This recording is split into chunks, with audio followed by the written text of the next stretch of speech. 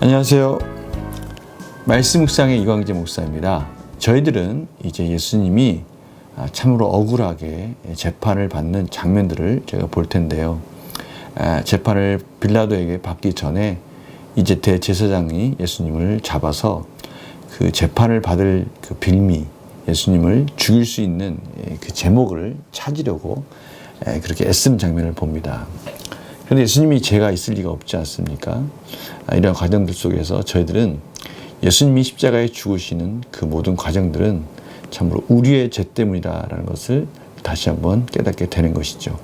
오늘 말씀을 통해서 또 하나님이 저희들에게 가르쳐주기 원하시는 하나님의 뜻과 또 저희들이 이러한 말씀을 통해서 변화되기 원하시는 하나님의 그러한 가르침은 무엇인지, 교훈은 무엇인지, 또 어떠한 열매를 맺어야 될지를 같이 나누는 시간 갖도록 하겠습니다.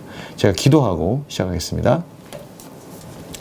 하나님 아버지 감사합니다. 오늘도 하나님께서 저희들을 복된 말씀의 자리로 인도하여 주셨고, 또 말씀을 통해서 저희들이 또 하나님의 뜻을 알아가며 삶의 열매로 이어지기를 원합니다.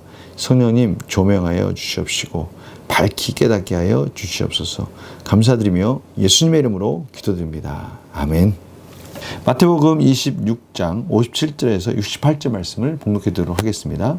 예수를 잡은 자들이 그를 끌고 대제사장 가야바에게로 가니 거기 서기관과 장로들이 모여 있더라. 베드로가 멀찍이 예수를 따라 대제사장의 집 뜰레까지 가서 그 결말을 보려고 안에 들어가 하인들과 함께 앉아 있더라. 대제사장들과 온 공회가 예수를 죽이려고 그를 칠 거짓 증거를 찾으매 거짓 증인이 많이 왔으나 얻지 못하더니 후에 두 사람이 와서 이르되 이 사람의 말이 내가 하나님의 성전을 헐고 사흘 동안에 지을 수 있다 하더라 하니 대제사장이 일어나서 예수께 묻되 아무 대답도 없느냐? 이 사람들이 너를 치는 증거가 어떠하냐 하되 예수께서 침묵하시거늘 대제사장이 이르되 내가 너로 살아계신 하나님께 맹세하게 하노니 내가 하나님의 아들 그리스도인지 우리에게 말하라. 예수께서 이르시되 내가 말하였느니라. 그러나 내가 너에게 이르노니 이후에 인자가 권능의 우편에 앉아 있는 것과 하늘 구름을 타고 오는 것을 너희가 보리라 하시니 이에 대제사장이 자기 옷을 찢으며 이르되 그가 신성모독하는 말을 하였으니 어찌 더 증인을 요구하리요. 보라 너희가 지금 이 신성모독하는 말을 들었도다. 너희 생각은 어떠하냐. 대답하여 이르되 그는 사형에 해당하니라 하고 이에 예수 얼굴에 침뱉으며 주먹으로 치고 어떤 사람은 손바닥으로 때리며 이르되 그리스도야 우리에게 선전 노릇을 하라. 너를 친 자가 누구냐 하더라. 아멘. 오늘 본문을 쭉 읽다 보면 저희들이 분명히 드러나는 중요한 요지가 있지 않습니까? 핵심 주제가 무엇인지가 이렇게 드러납니다.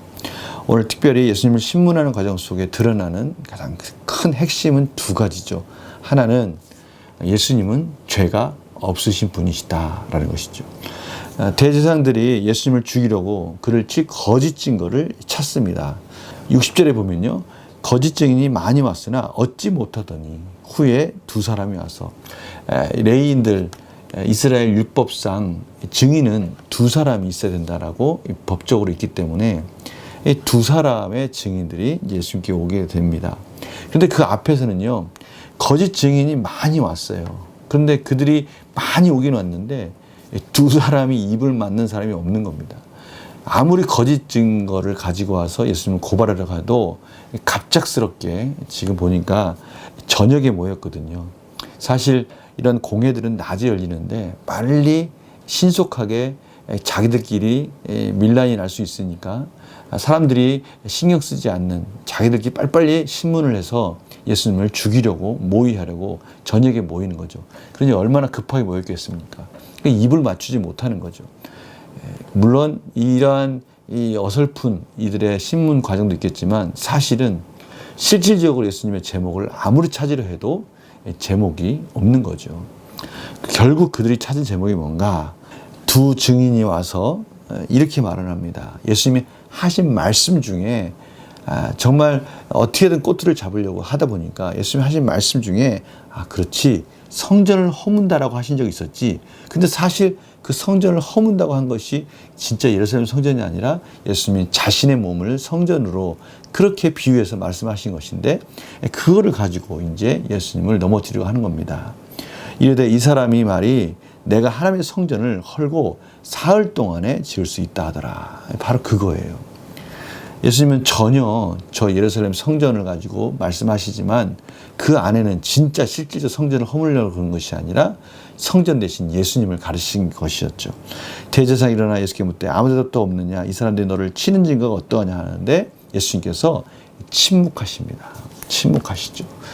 생각을 해보십시오. 이들은 이제 예수님을 죽이려고 아예 작정한 자들이니까 이들에게 무슨 말을 한들 그것은 꼬투리가 되는 것이고요. 어떻게 하든 간에 예수님을 잡아 넣으려고 하는 그러한 제목들을 찾으려고 작심하고 하는 말들이기 때문에 전혀 그것에 대해서 반박하지 않으십니다. 아니, 반박하려고 설명하는 과정이 너무나 어려운 것이죠. 대제사장이 이르되 내가 너로 살아계신 하나님께 맹세하게 하노니 내가 하나님의 아들 그리스도인지 우리에게 말하라. 또 예수님께서 말씀하신 하나님의 아들인지를 다시 한번 물어보는 겁니다. 그저 예수님께서 이번에는 말씀하십니다. 내가 말하였느니라. 이 마가복음, 이 평행 구절인 마가복음 14장 62절에 보면요, 더욱더 정확하게 예수께서 이르시되 내가 그니라, 에고에이미, 나다, 내가 바로 나다라는 이 표현 속에는 내가 바로 그 하나님의 아들, 하나님의 그런 신성성을 가지고 있는 자다, 스스로 있는 자다라고 그렇게 확증하는 그런 장면이 있습니다. 바로 오늘도 바로 그겁니다. 내가 말하였느니라, 이 말 속에는 맞다. 내가 하늘에서 하나님 아버지와 동등됨을 취하지 않으시고 이 땅에 내려온 하나님의 아들, 하나님이다라고 그렇게 말을 하는 것이죠. 이후에 인자가 권능의 우편에 앉아 있는 것과 하늘 구름을 타고 오는 것을 너에게 보리라. 다니엘서에서 예언한 구름 타고 내려오는 그 인자, 바로 그 인자가 바로 나다라고 다시 한번 확인해 주는 것이죠. 근데 이 말을 듣자마자 제사장들이 자기 옷을 막 찢습니다. 유대인들은, 이스라엘 백성들은 자기 옷을 찢는 경우는 정말 극심한 고통과 슬픔과 고난을 표현할 때 바로 자기 옷을 찢거든요. 그래서 보통 장례식에서 참으로 슬픈 모습, 슬픈 장면을 표현할 때 옷을 찢고 억울할 때 옷을 찢는 것입니다. 이렇게 해서 자기 마음을 표현하는 것이죠. 지금 대제사장이 자기 옷을 찢으면서 신성모독이다 하는 말을 통해서 예수님을 이제는 작정을 하고 죽이려고 지금 음모, 이 답변에다 신성모독이라는 걸 뒤집어 써서 죽이려고 지금 퍼포먼스를 하고 있는 겁니다. 이러면서 너희 생각 어떠냐? 그랬더니 그들이 예수님을 모욕하고 침을 뱉고 주먹으로 치고 이제 예수님을 핍박하는 장면이 나옵니다. 그리고 그리스도에게 이렇게 말합니다. 선지자 노릇을 하라. 누가 때렸느냐라고 그들이 이제 감히 예수님을 시험하는 그런 장면을 저희들이 보게 됩니다.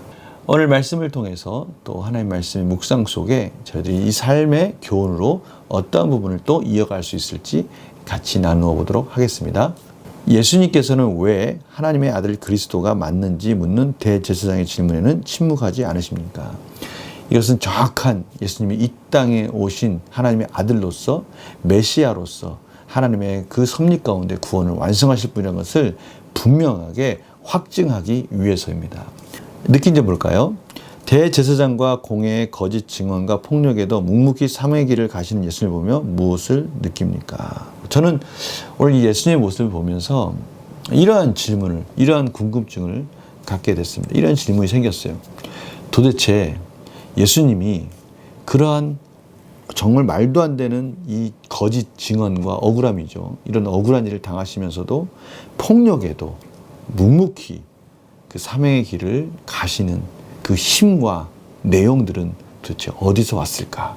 바로 이 부분이 또 참으로 다시 한번 궁금해지는 부분이었습니다. 그러나 사실은 예수님께서 사역을 하시면서 꾸준히 그 이유에 대해서 말씀하신 적이 있습니다. 그것은 무엇입니까? 이렇게 하는 것이 성경대로 그대로 이루어지는 것이다 라는 것이죠. 그렇습니다. 예수님께서 이러한 고난과 어려움을 견딜 수 있는 힘은 하나님의 말씀에서 온 것이었습니다.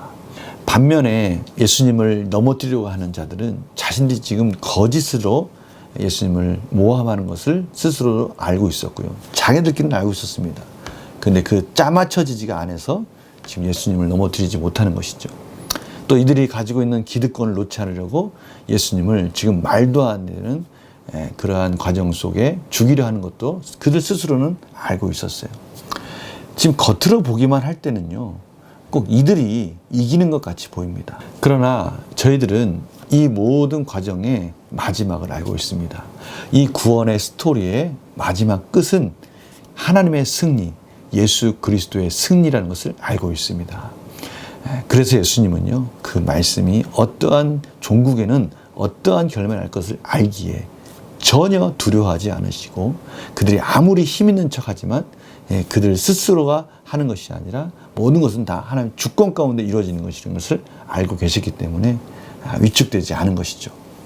저는 이 부분을 참 묵상하면서 많은 부분을 깨닫게 되었습니다. 이 세상을 살아갈 수 있는 힘은 어디서 오는가? 그것은 하나님의 말씀이구나. 변치 않는 하나님의 진리의 말씀이구나. 그 예수님이 그 말씀 안에서 승리를 이루었듯이 저희들에게도 지금 그 말씀 안에서, 하나님 안에서 정직하게 살 때 그것이 힘이라고, 그것이 능력이라고 오늘 말씀하고 계시는 하나님의 음성을 듣습니다. 결단과 적용 보겠습니다. 세상의 위협이 두려워 그리스도인임을 드러내지 못했던 적이 있다면 언제입니까? 하나님의 자녀라는 정체성을 자신 있게 드러내며 살기 위해 무엇을 결단하겠습니까?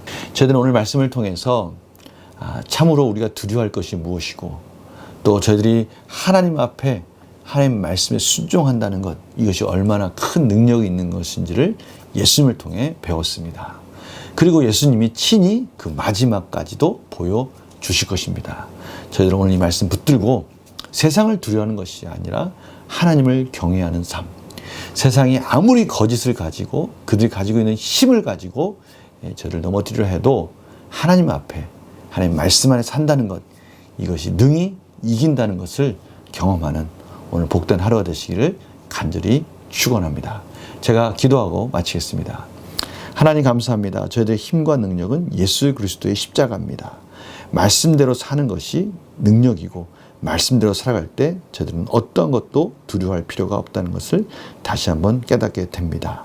오늘 이 말씀 속에서 하나님 말씀하신 음성에 아멘하고, 오늘 하루도 하나님 말씀 의지하고 힘있고 능력 있는 삶 살게 하여 주시옵소서. 감사드리며 예수님의 이름으로 기도드립니다. 아멘. 오늘 말씀의 핵심이 무엇입니까? 하나님 앞에 정직한 삶, 이것이 힘이고, 말씀 안에 사는 삶, 이것이 능력이다. 오늘 이 놀라우신 말씀의 진리 앞에 복된 하루 되시길 간절히 축원합니다. 내일 또 뵙겠습니다. 안녕히 계세요.